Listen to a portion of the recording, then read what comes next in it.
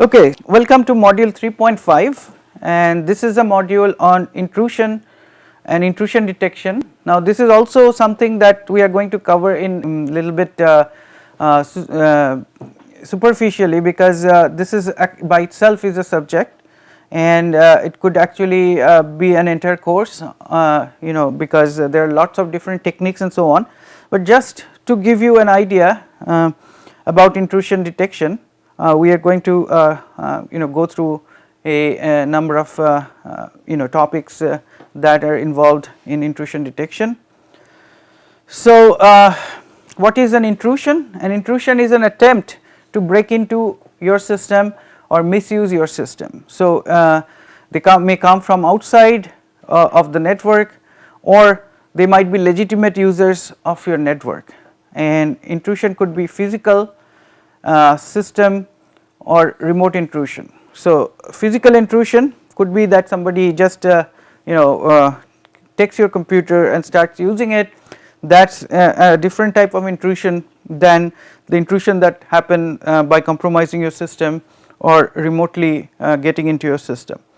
Now how intrusion starts is different from intrusion, like same as the rootkits, that once an exploit has been figured out, like a buffer overflow or various rest conditions or unhandled inputs and so on, so the attacker then can exploit that and get into the system and then start doing various things. So that to detect intrusion versus to stop exploits are two different things. So intrusion is something that's already happening, and you have to somehow figure out that an intrusion is happening and then stop it, contain it.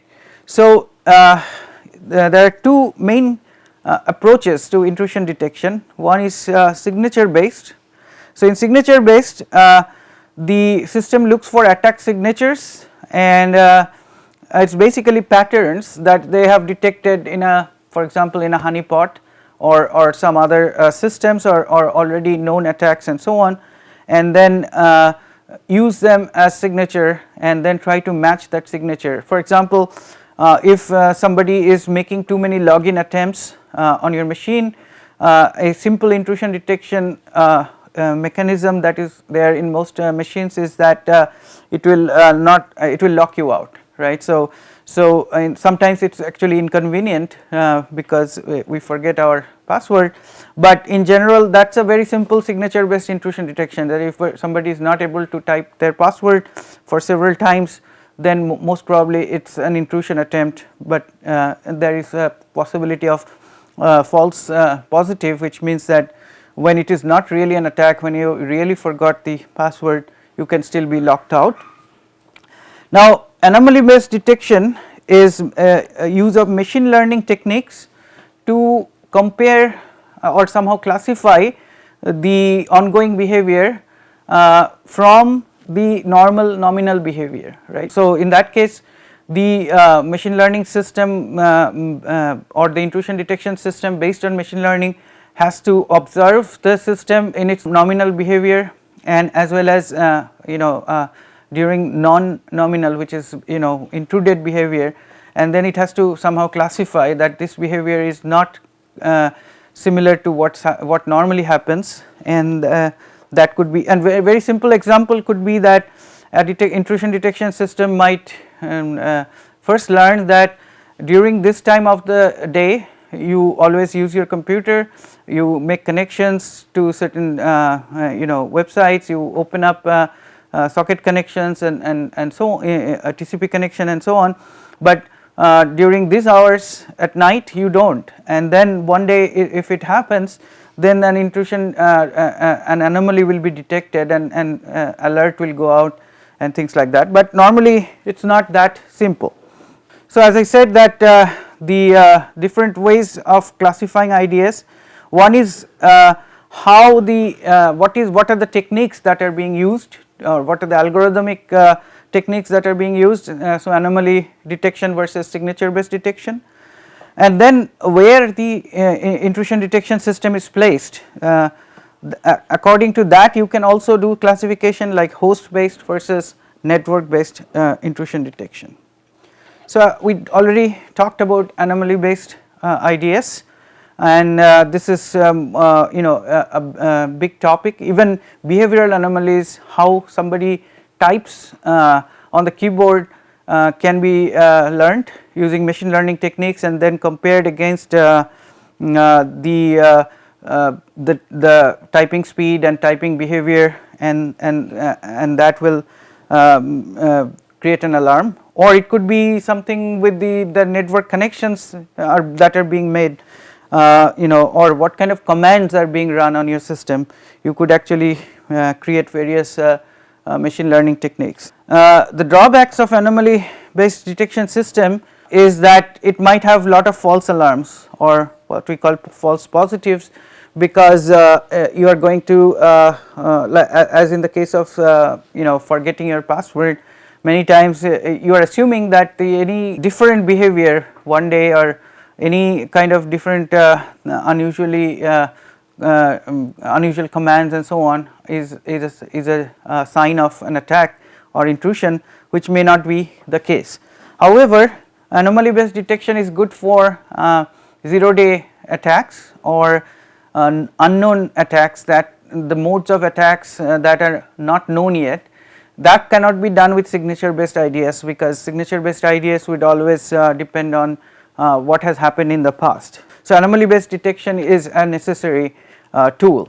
So, signature based, as I said, that there has to be some signature either obtained from past attacks or from by collected from honeypots, honey nets and so on, and then use that for as a signature and then match that against what is happening right now. So, we will not go into very much details of all this. I would recommend you to read on this signature based IDS, because that is one of the common one, and then you will see. Now, obviously, as I said, that the signature based attack do not detect novel attacks. They also suffer from false alarms, and for every new pattern detected, they have to be added into the signature. Now, coming to host or application based IDS versus network based IDS. So, in this like a host based IDS, the host operating system or the application will provide logs, and these logs are looked into and matched for signature, or anomaly detection is done to see whether an intrusion seems to be happening. The host based approach is has some drawbacks. First of all, if you are going to log everything that is happening in your system, then you are going to be having too much data to sift through to be effective. If you do not do that, and then knowing what kind of things has to be logged is also difficult. So, selective logging would risk that the attack manifestation could be missed. On the other hand, too much unselectiveness will drown you in the deluge of data. However, the host based IDS has ability to do attack verification, check system specific activities, encrypted and switch environment. So if the data is the network packets are encrypted in the host, it has to be unencrypted at some time, and depending on where the IDS is situated, it can actually look into the data when it is unencrypted. You will see that in the network based IDS, this advantage is lost, because within the network there is no unencryption of the packets. It can monitor key applications, key components.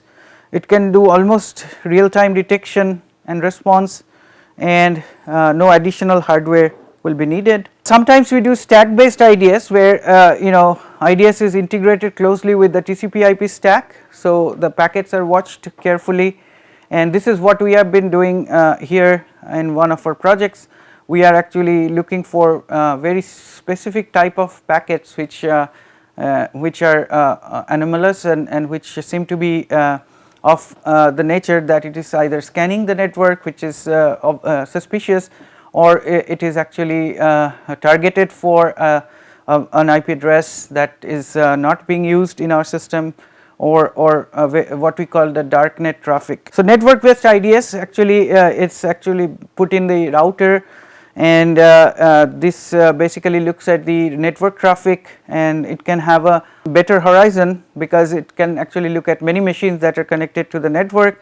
One of the biggest advantage is that the cost gets reduced, because if you have to buy license for every machine versus if you have to buy one license for your network or subnet, then obviously the cost is reduced. It does a lot of packet analysis, also does almost real time detection and response.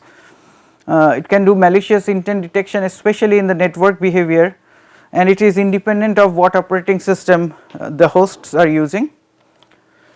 However, as I said that it does have a problem with the encrypted traffic, and also it has the other problem that it's sitting kind of above all the hosts. So visibility inside each of the hosts applications, for example, is not there. So there are many commercial IDS. IDS has been there for almost 25 years. So there is ISS, there is Tripwire, there is Bro and Snort. These are actually not exactly commercial because they have open source public domain systems, but there are support available for these. So Bro is a network based IDS, and it developed for 6 internet applications: FTP, Finger, Port Mapper, Ident, Telnet, and RLogin.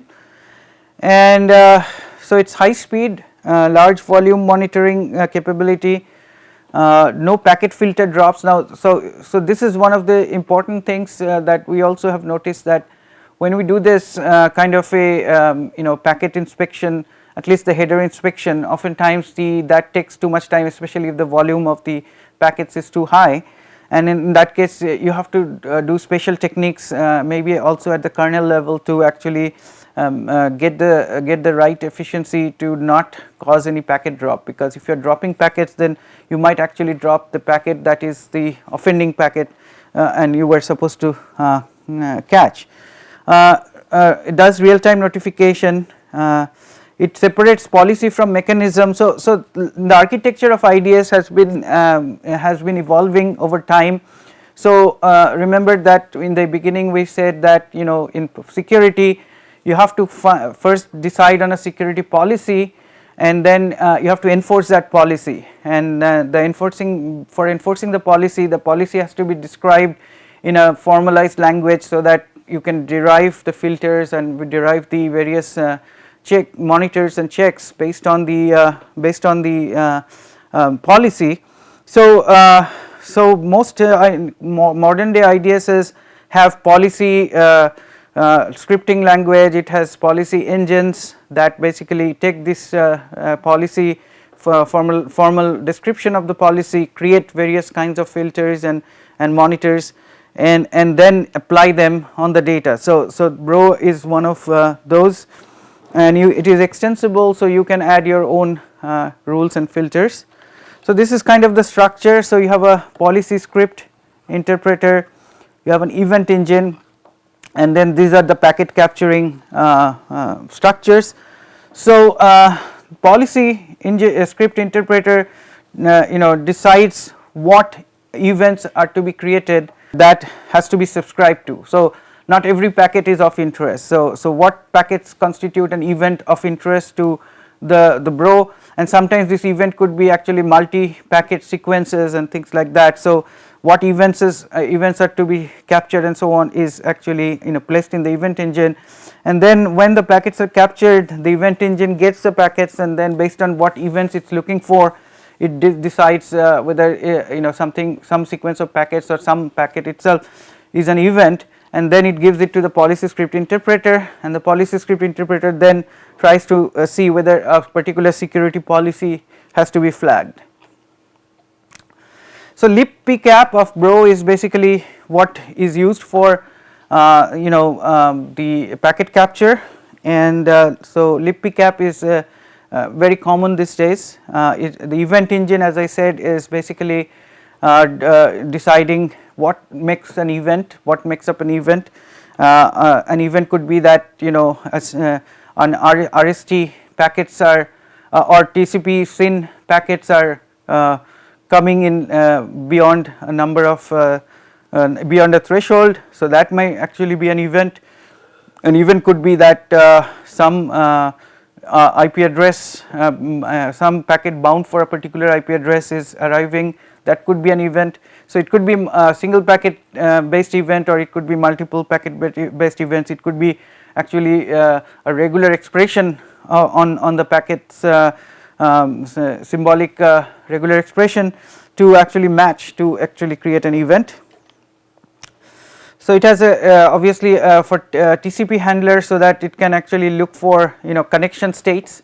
So it can actually do a so if your machine has or there are many TCP connections going on, then sometimes, you know, if you try to match packets from one connection with the other, you are basically not doing much, because an attack might be is usually specific to a particular TCP session, or so to maintain connection state, it's basically has this TCP handler.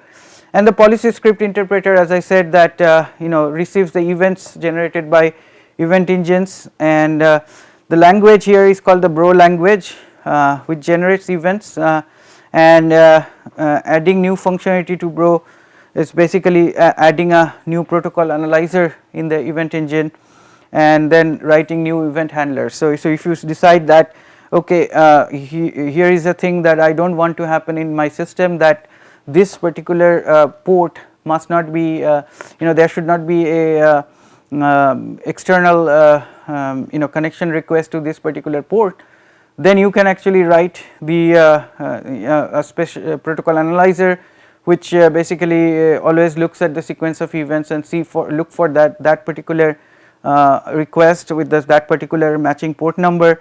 And then you have to write an event handler. What are you going to do? You are going to send an alarm to the system administrator.